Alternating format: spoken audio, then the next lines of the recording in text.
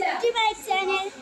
അപ്പം ഞാനിന്ന് നിങ്ങൾക്ക് എൻ്റെ ഉമ്മയുടെ തറവാടാണ്, എൻ്റെ ഉമ്മയുടെ തറവാടാണ് ഞാൻ കാണിച്ചു തരാൻ പോകുന്നത്.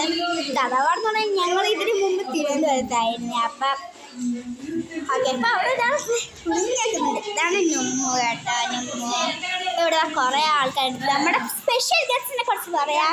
അക്ഷിതാത്ത ആൻഡ് ബാബി എളീമ, എൻ്റെ എളീമയാണ്.